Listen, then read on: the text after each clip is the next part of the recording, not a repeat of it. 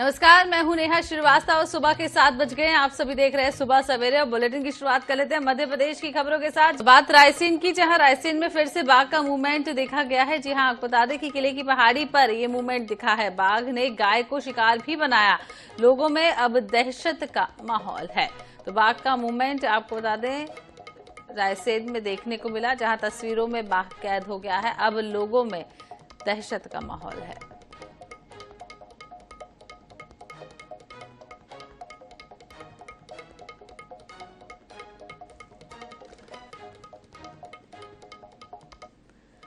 तो देश के 21 राज्यों की 102 लोकसभा सीटों के लिए मंगलवार से नामांकन प्रक्रिया शुरू हो गई है। आपको बता दें लोकसभा चुनाव के पहले चरण में 19 अप्रैल को वोट डाले जाएंगे। मध्य प्रदेश की 6 लोकसभा सीट यानी कि छिंदवाड़ा, जबलपुर, मंडला, सीधी, शहडोल और बालाघाट के लिए भी नामांकन प्रक्रिया शुरू हो गई है। मध्य प्रदेश में मिशन 29 में जुटी बीजेपी की तैयारी पूरी हो चुकी है और भारतीय जनता पार्टी प्रचार में भी जुट गई है।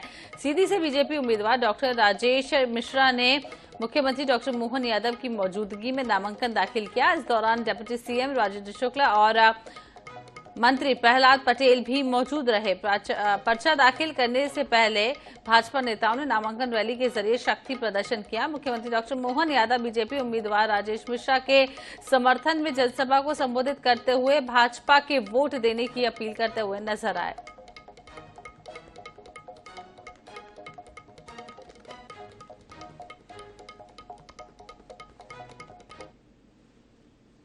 मुझे इस बात की प्रसन्नता है मध्य प्रदेश में, वैसे तो पूरे देश में आज पहले चरण का नॉमिनेशन की 20 तारीख से शुरुआत हुई है।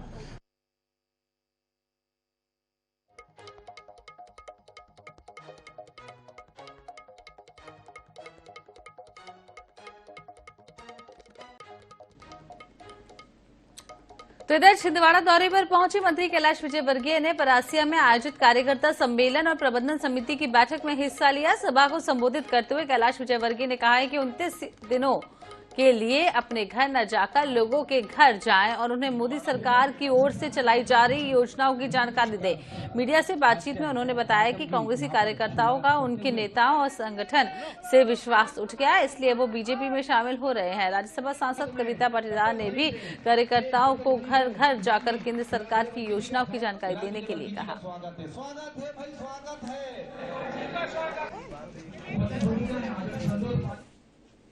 राष्ट्र नायक है और उनके नेतृत्व में देश ने विकास के पथ पर तेजी से अपने कदम बढ़ाए हैं। हम जानते हैं यहाँ माता बहनें बहुत संख्या में यहाँ बैठी हुई है। जब किसी गांव में एक बहन चूल्हे में लकड़ी जलाकर खाना बनाने का काम करती थी, उसको असुविधा भी होती थी, उसका स्वास्थ्य भी खराब होता था। उसके आंखों से निकलते हुए आंसू को पोंछने का काम अगर किसी ने किया है तो इस देश के नायक माननीय मोदी जी ने किया है और उनको उज्ज्वला गैस देकर उनको सुविधा और स्वास्थ्य दोनों की रक्षा की। कैलाश जी भाई साहब का मार्गदर्शन मिलेगा और निश्चित तौर पर कैलाश जी भाई साहब का ऐसा नाम है, देखिए, जिन्होंने बंगाल की पूरी स्थिति बदल दी और वहां पर एक एक बूथ में भारतीय जनता पार्टी को खड़ा कर दिया विपरीत परिस्थिति में, और आज भारतीय जनता पार्टी बंगाल में मजबूत हुई है। और भाई साहब के नाम से ही जो हमारे मध्य प्रदेश में प्रचंड बहुमत हुआ है, 163 सीट आई है, उसमें भाई साहब का नाम रहा, जिसके कारण पूरे मध्य प्रदेश में इतनी प्रचंड बहुमतों से हमको जीत मिली है।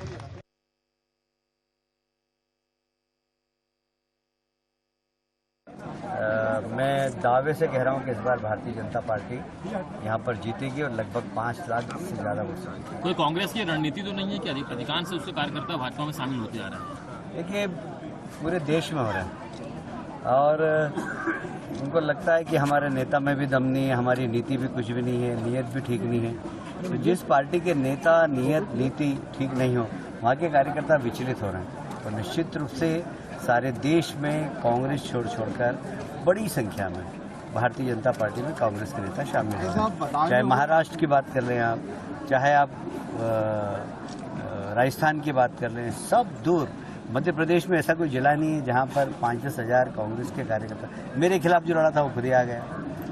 जिसको लोग लोकसभा का टिकट देना चाहते कांग्रेस, वो हाथ जोड़ता और वो बीजेपी ज्वाइन कर रहा है। आज की तारीख में कांग्रेस से लोकसभा का उम्मीदवार खड़ा होने को कोई तैयार नहीं। इतनी दुर्गति कांग्रेस। इधर मध्य प्रदेश में कांग्रेस समेत दूसरी पार्टियों के नेताओं का भाजपा ज्वाइन करने का सिलसिला लगातार जारी है। हर दिन कोई ना कोई छोटा बड़ा नेता भारतीय जनता पार्टी ज्वाइन कर रहा है और नेताओं के इन दलीलों के बीच एक सवाल जरूर उठ रहा है कि विधानसभा चुनाव में बम्पर सीटें जीतने वाली भारतीय जनता पार्टी दूसरी पार्टी से आए नेताओं को शामिल कर अब क्या हासिल करना चाहती है। देखिए इस रिपोर्ट में। बीजेपी को कांग्रेस नेताओं से क्या फायदा, हारे हुए चेहरों पर इतना क्यों भरोसा। बीजेपी लोकसभा की चुनौती कर रही खत्म, रेड जोन वाली सीटें जीतने का प्लान। आजकल मध्य प्रदेश की राजनीति में एक ही शोर है, वो है कांग्रेसियों का बीजेपी में ज्वाइनिंग। ऐसे में यही प्रश्न मन में आता है कि जब बीजेपी इतनी सफल पार्टी है तो फिर कांग्रेस के हारे हुए नेताओं को साथ क्यों ले रही है। दरअसल 5 सीटों पर भाजपा रेड जोन में है, वहीं 5 पर विधानसभा में लीड भी कम हुई है। कुछ हारे हुए प्रत्याशियों को भाजपा ने जो टिकट दिया हुआ है तो कहीं ना कहीं उनको लगता है कि मोदी की गारंटी को लेकर के वो चुनाव जीत लेंगे। ठीक उसी प्रकार कांग्रेस को भी लगता है कि लोकसभा के जो मुद्दे होते हैं वो अलग होते हैं। यदि अगर किसी एकाध हारे को भी टिकट दे दिया जाए तो कोई दिक्कत नहीं है। तो मैं समझता हूँ इस बार का चुनाव मध्य प्रदेश में कम से कम 5-7 सीटों पर बहुत अच्छा संघर्ष होगा। आइए जानते हैं किन सीटों को बीजेपी के लिए रेड जोन कहा जा रहा है। बीजेपी की रेड जोन वाली सीटें छिंदवाड़ा, मुरैना, भिंड, ग्वालियर, मंडला। आइए आपको बताते हैं विधानसभा में किन सीटों पर बीजेपी की लीड घटी। विधानसभा में 5 सीटों पर बीजेपी की लीड घटी। टीकमगढ़, बालाघाट, धार, खरगोन, रतलाम। कांग्रेस के नेताओं को शामिल करने के पीछे स्पष्ट रणनीति ये समझ में आ रही है कि लोकसभा में बीजेपी चुनौती खत्म कर देना चाहती है, वहीं जहां रेड जोन है वहां जीत आसान करना चाहती है, क्योंकि विधानसभा चुनाव 2023 में भाजपा को 48% मत मिले थे। बुरी हार के बावजूद कांग्रेस भी 40% वोट लेने में सफल रही। वहीं 2019 लोकसभा में भाजपा को 58% और कांग्रेस को लगभग 34% वोट मिले थे।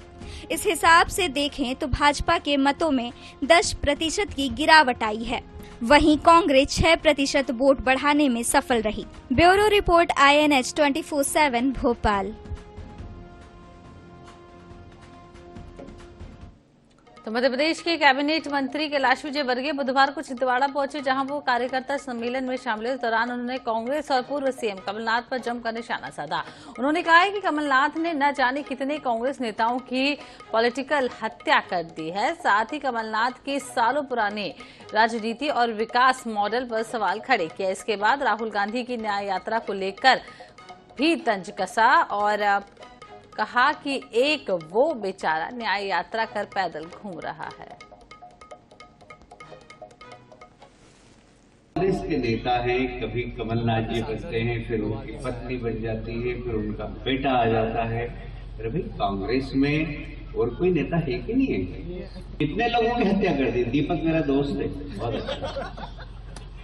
दीपक सक्सेना मेरा अच्छा दोस्त है।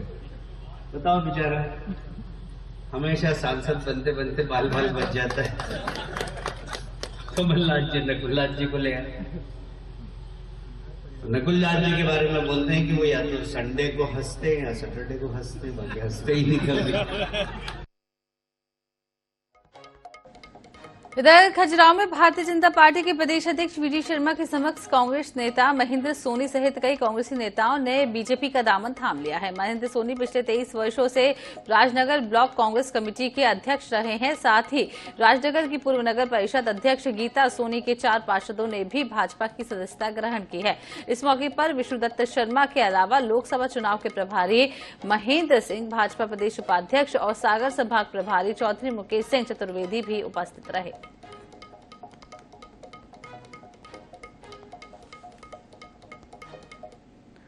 बात बुधनी की, जहां संदलपुर हाईवे का काम चालू हो गया है, जिसकी वजह से होलीपुरा गांव में मंदिर और स्कूल सहित 70 मकानों के बीच में आ रहे हैं। आपको ये भी बता दें कि ऐसे में ग्रामीणों ने लोकसभा चुनाव के बहिष्कार करने की बात कही है। ग्रामीणों का आरोप है कि अन्य गांव में बाहर से हाईवे निकला है, लेकिन होलीपुरा में रहवासी इलाके से निकाला जा रहा है। ग्रामीणों ने ज्ञापन देकर अपनी समस्या भी बताई थी, लेकिन अभी तक कोई भी सुनवाई नहीं हुई है। इधर कांग्रेस भी ग्रामीणों के साथ नजर आ रही है।